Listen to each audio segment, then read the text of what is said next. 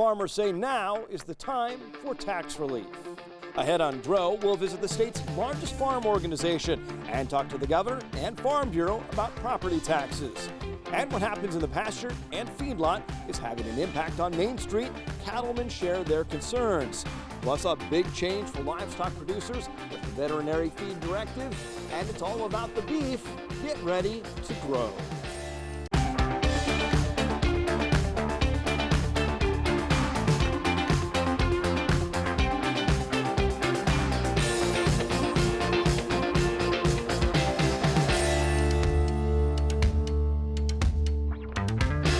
As tax notices arrive in the mail, the state's farmers and ranchers say it's time for tax relief now. Here's more from this week's Farm Bureau convention.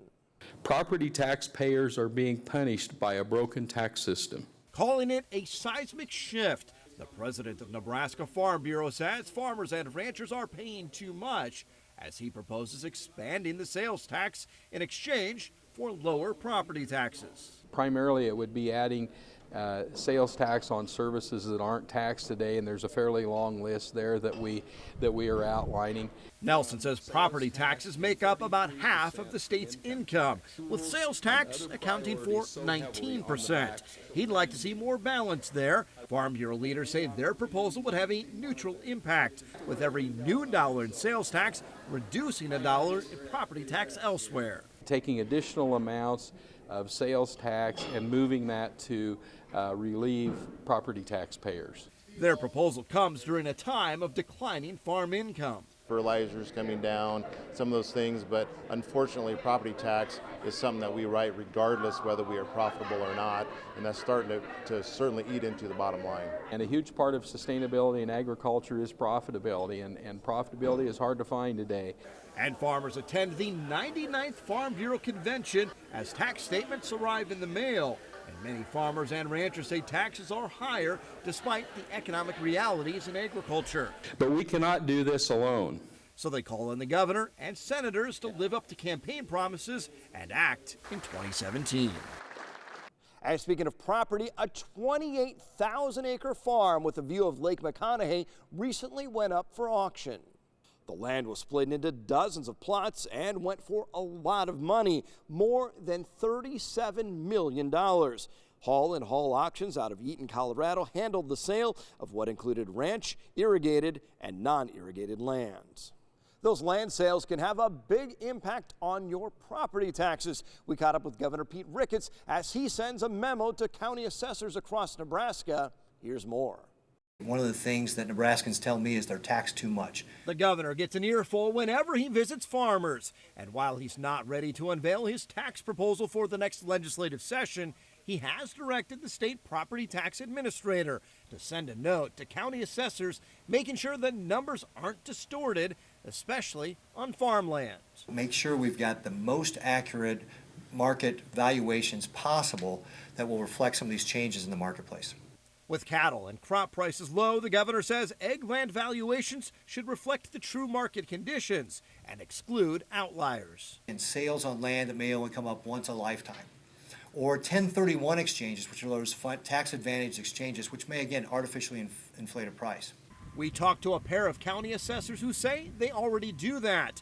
The Merritt County assessor says no local office has more oversight from taxpayers, the county board, and state tax administrator.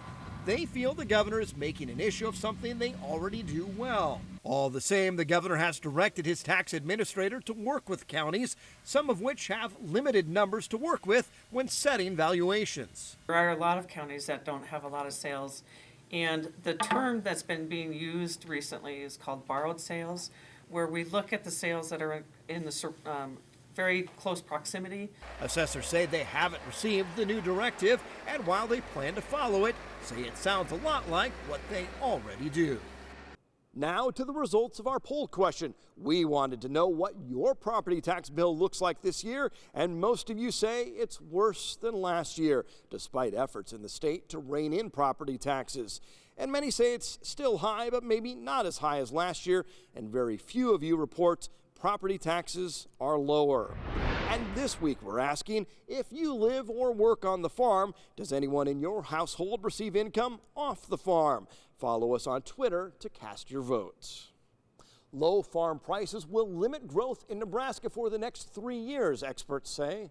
The University of Nebraska-Lincoln's Bureau of Business Research says a sharp drop in cattle prices and another decline in crop prices have driven farm incomes down even lower.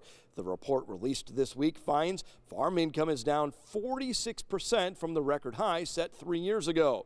And economists expect income to remain low for the next 3 years. The report says the weak economy will limit growth in Nebraska, even though construction and business services are strong parts of the local economy. What happens on the farm and feedlot is taking a toll on Main Street and at the mall. We visited the Nebraska Cattlemen Convention this past week and talked to producers about how the ag economy is affecting all of us here in Nebraska. We know we have our ups and downs. Ups and downs are one thing, but for ranchers like Barb Cooksley, it's more like down and down. But we take that in stride. We decide that this is a down year. We're not going to spend maybe as much money. A survey backs that up. More than half of Nebraska farmers and ranchers are putting off big-ticket purchases on new equipment, and more than half say they are financially stressed. And we did find that most producers have concerns, but they're also optimistic that they'll be able to weather the storm. And as agriculture goes, So we see that pressure on our main streets, and I'm sure this Christmas season, a lot of the towns like Kearney, Grand Island, and Hastings are seeing the difference in the shopping that's going on. And we also see it in our state budget and some of the projections for the lower revenues there. the cost of feed and fuel is down. But the head of the cattlemen organization says the state has lost $2 billion in the cattle feeding sector. And cow-calf producers are also taking a hit. 2 years ago, a basic calf that was sold by a rancher was worth about $1,800. Today it's half, it's $900. So from that standpoint, those are real dollars that are not in the community and producers' hands. The positives for Nebraska beef: the state accounted for less than 4% of U.S. exports a decade ago. And now, nearly 1 in 5 hamburgers and steaks exported is from Nebraska. Part of that is because we're now marketing Nebraska, telling Nebraska's agricultural story to try to drive demand.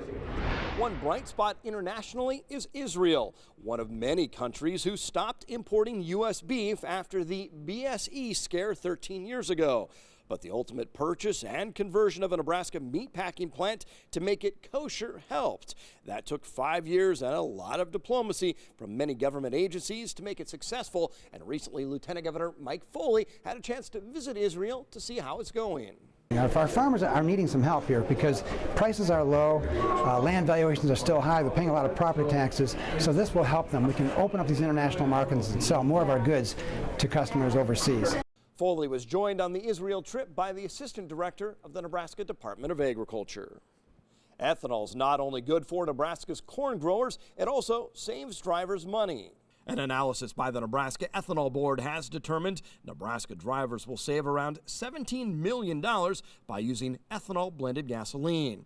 That savings is based on lower prices for ethanol compared to wholesale gasoline and the state's projected consumption of 900 million gallons. Over the last year, the wholesale cost of ethanol averaged 18 cents a gallon less than minimum octane gasoline.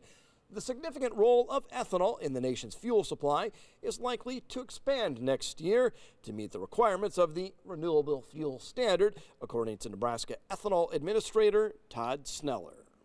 January 1st brings a big change for livestock producers. More on the veterinary feed directive news you can use on your livestock operation up after the break. And it's all about the beef beefing up school lunch. Stay with us.